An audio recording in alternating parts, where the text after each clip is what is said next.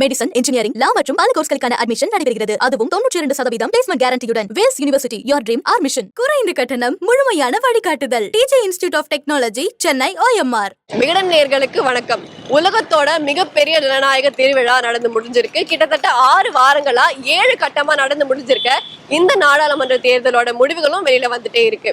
சென்னையில என்ன நிலவரம், இங்க இருக்கிற கட்சி தொண்டர்கள்ட்ட நம்ம பேசி தெரிஞ்சுக்க போறோம். வாங்க வீடியோக்குள்ள போலாம்.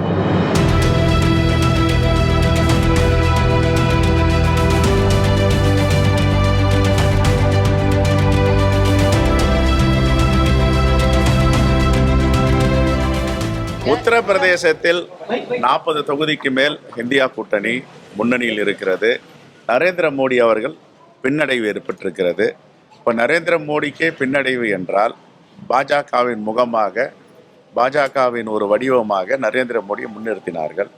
இப்பொழுது ஏறக்குறைய 10,000 வாக்குகள் பின்னடைவில் இருக்கிறார் என்ற செய்தி வந்திருக்கிறது.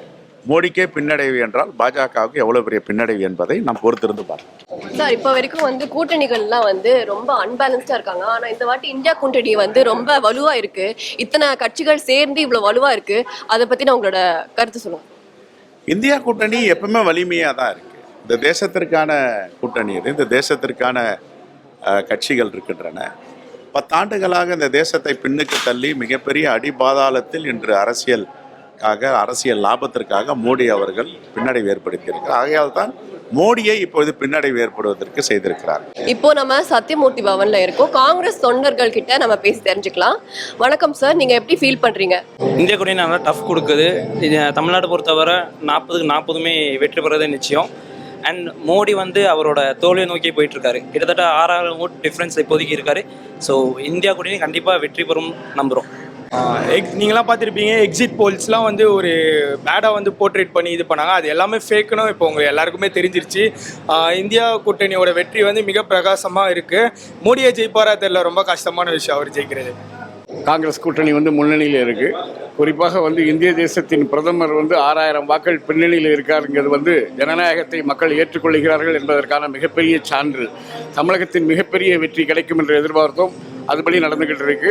இந்தியாவில் உறுதியாக காங்கிரஸ் ஆட்சி வரும்னு சொல்லி நம்புகிறோம். ஒரு பிரதமரே பின்னடைவாக இருக்கும்போது அந்த கட்சி எப்படிங்க வரும்?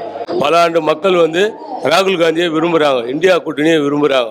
அதனால ராகுல் காந்தி கட்சியை வெற்றி, தமிழ்நாடு இந்தியா மக்களுக்கு கட்சியை வெற்றி. மோடி பல ஊழலில் பெரிய பெரிய கோடீஸ்வரர், அம்பானி, அத்வானி தான் பார்த்தோன்னா நடுத்தர மக்களையும் பெண்தனி மக்களையும் ரொம்ப கவலை உண்டு. வரிகள், ஜிஎஸ்டி வரி, அந்த வரியெல்லாம் போட்டு தாக்குறதுனால இது பின்னடைவு மோடி. ஸோ இப்போ வயநாட்டில் கவுண்டிங் ஆரம்பிச்சிட்டாங்க. ராகுல் காந்தி அவர்கள் தான் லீடிங்கில் இருக்காரு. ஸோ வயநாடு நீங்கள் வின் பண்ணுவீங்களா? அதை தாண்டினா வேற எந்த தொகுதிகள்லாம் நீங்கள் வின் பண்ணுவீங்க நீங்கள் நினைக்கிறீங்க? வயநாடு தான் ரொம்ப ஒரு அருமையான ஒரு வெற்றிக்கு வாய்ப்பு இருக்கு மேம். சிறப்பாக நடக்கும். அதில் இப்போ சொல்லிக்க முடியாது, போயிட்டே இருக்கிறதுனால கருத்து கணிப்பு ஒரு பக்கம் இருந்தாலும் நம்ம அது கொஞ்சம் சூழ்நிலைகள் டைம் எடுத்து தான் மேம் சொல்ல முடியும். Okay sir. ஸோ இப்போ இந்தியாவோட அரசியல் நிலவரம் எப்படி இருக்குது அப்படின்னு நீங்கள் நினைக்கிறீங்க? இந்தியாவோட ஃபியூச்சர் எப்படி இருக்கும் அப்படின்னு நீங்கள் சொல்லுங்கள். 100க்கு 100 காங்கிரஸ் ஜெயிச்சு ஒரு மேலிடத்தில் இருக்குன்னு சொன்னால் இந்தியாவோட நிலைமைகள் சிறப்பாகவே இருக்கும்மா. இல்லைன்னு சொன்னால் அது வேறு மாதிரி தான்மா. சரிங்களா? சூழ்நிலை எப்படி அமைன்றது தெரியாது. எங்களது இளம் சிங்கம் ராகுல் காந்தி தான் பாரத பிரதமராக வருவார். ஏன்னா நேற்று, அதாவது 1ஆம் தேதியே எலெக்ஷன் முடிஞ்சிச்சு. 2ஆம் தேதி முடிக்க வேண்டியது 3ஆம் தேதி 2 நாள் விட்டுட்டு ஏதோ ஒரு கோல்மார்தனம் பங்கு சந்தையில் இருந்து இன்றைக்கி 4ஆம் தேதி பண்ணுறாங்க. ஆனால் வாக்குகள் எல்லாமே எங்கள் பக்கமாக தான், காங்கிரஸ் பக்கமாக தான் வெற்றிகரமாக வருது. அது எங்களால் சொல்லவே முடியல. 60 ஆண்டு காலமாக நாங்கள் மோடிக்கிட்ட பட்ட பாதிப்பெல்லாம் கொஞ்சம் நெஞ்சமில்லை. பொதுமக்கள் எல்லாம் ரொம்ப பாதிக்கப்பட்டாங்க. இனி வருங்காலத்தில் வெளிச்சமாக இருக்கும், இந்தியாவே வெளிச்சமாக இருக்கும். எங்கள் இளம் தலைவர் ராகுல் காந்தி பிரதமராக இன்னைக்கு அரியணையே ஏறிடுவார். இப்போ இன்னும் கொஞ்ச நேரத்தில் ஏறிடுவார்.